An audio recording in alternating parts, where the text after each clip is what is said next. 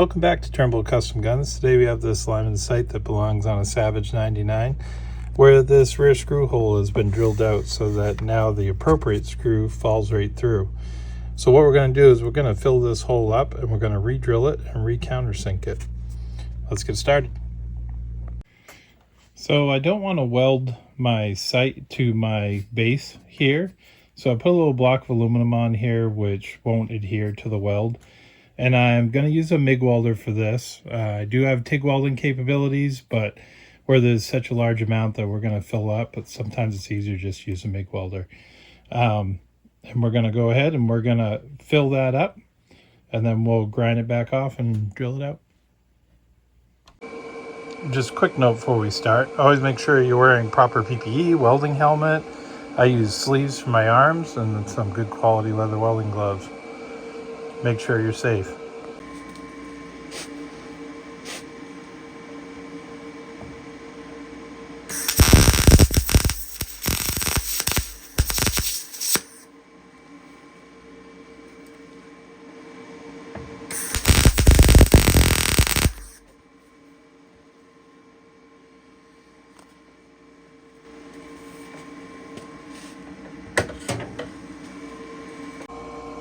So we got a decent plug weld. Doesn't look like we have much undercut around it, so we should be able to grind this off nice and smooth on our belt sander and then do our drilling.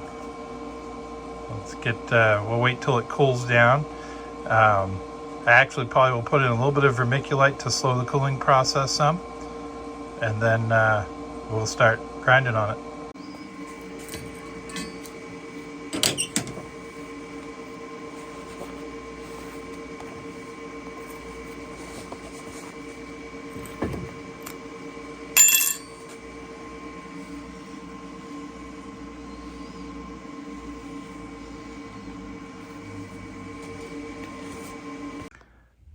So we have a nice plug weld on the top, and on the back where we had the aluminum, it was a little bit cold. So we're gonna sand that off or file that off, and then we'll do a little bit of a plug weld on the back here to make sure we have a nice clean spot to work with when we drill it out.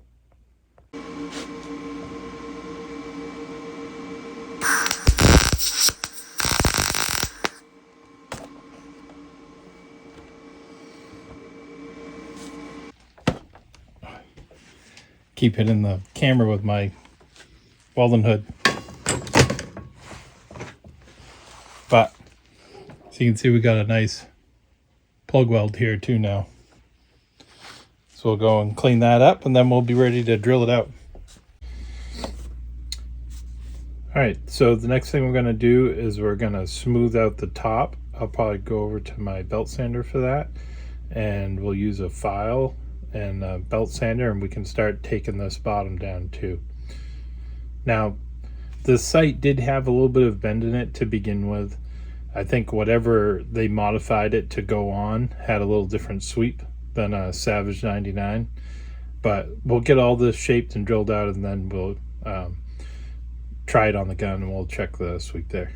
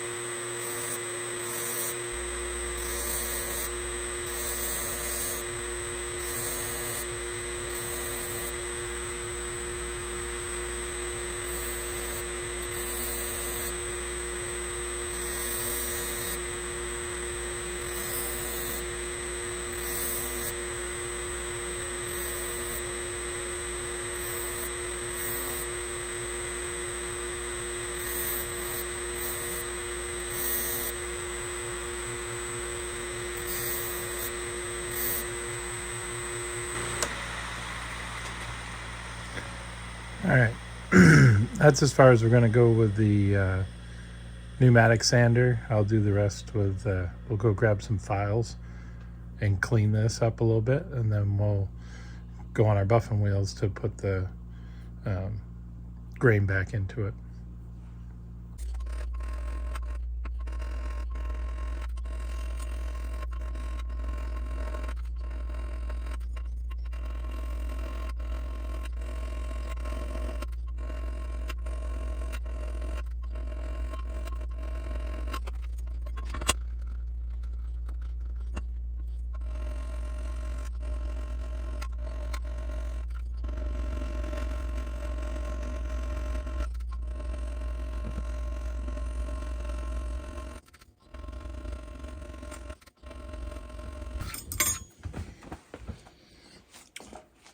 All right, that's as far as we're going to go with the file. Now we're going to go over to the 120 grit wheel and polish those file marks out.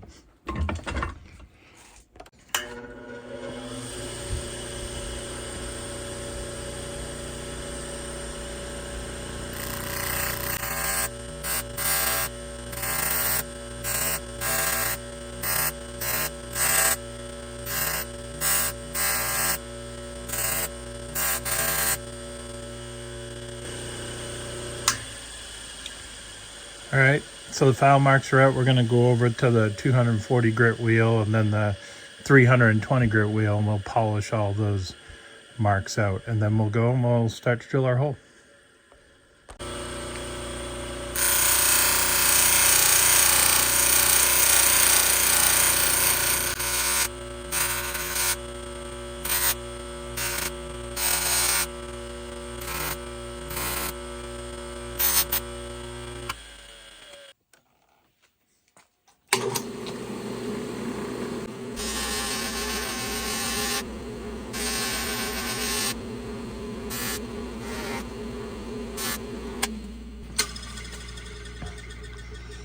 All right, now it's time to get set up in our milling machine so we can drill the hole in the proper location.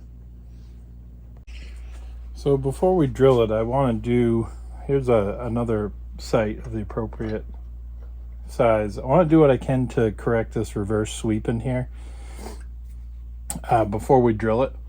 So we're going to put a little bit of heat, and I'm going to use just this adjustable wrench to put a little bit of pressure and see if we can't match this sweep a little bit better.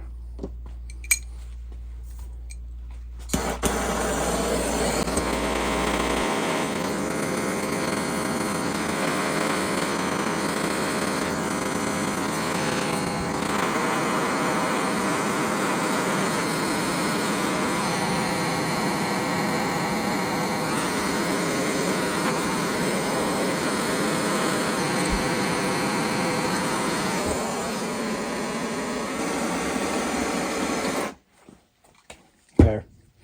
I think that's quite a bit closer than what we had before. So let's move on to the next part.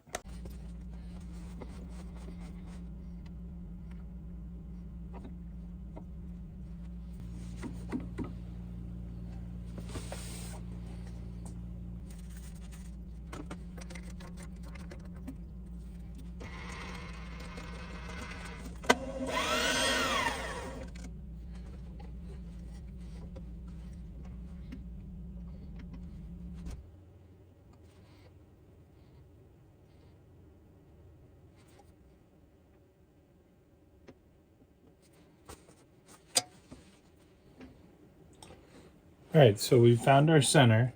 Now we're going to go over 1 inch and 125 thousandths. That's where the center of our next hole should be. There we go. And I'm going to lock the bed there so nothing moves on us. And then we'll change over to a center drill.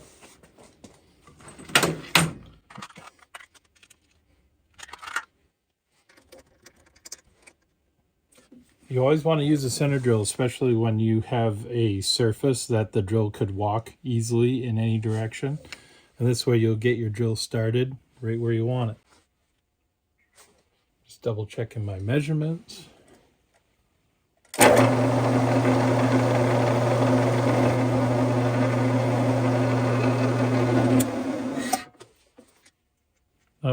liking that center drill. So I'm going to try another one. Looks like it's off center a little bit.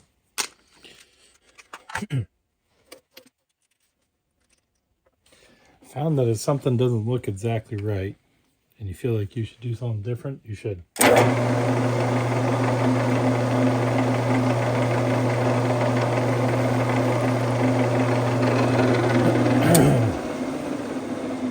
As you can see, I got a little bit of movement there, so I want to tighten up my vise just a little bit more. I didn't want to kill it to begin with. And give it a little more of a tighten. There we go. Make sure we're still where we want.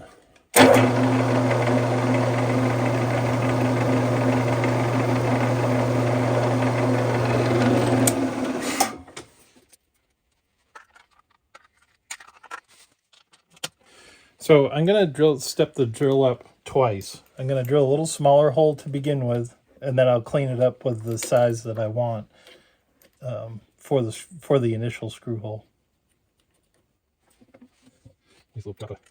Drill. All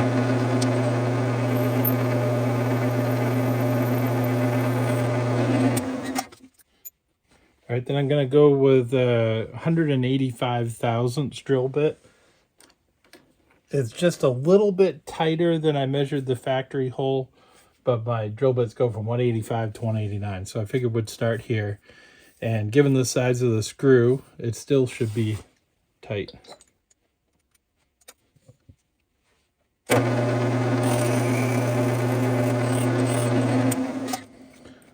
Now let's go get, I'm going to go get one of the screws and test it in the hole.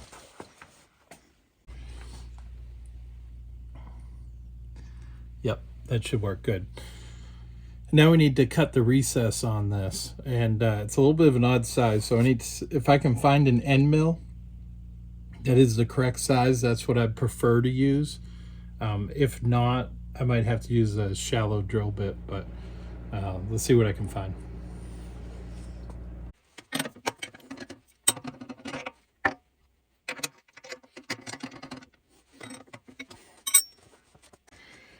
Okay, so keeping our XY axis the same, we put in a milling bit that I think will be suitable for the head of our screw.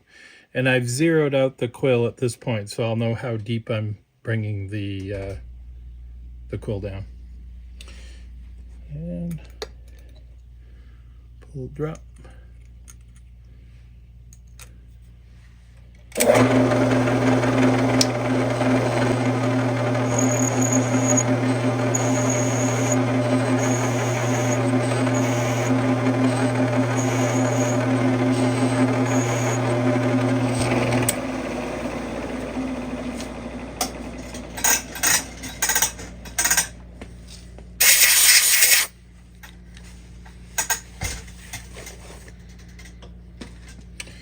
All right, let's see how our screw sits in there.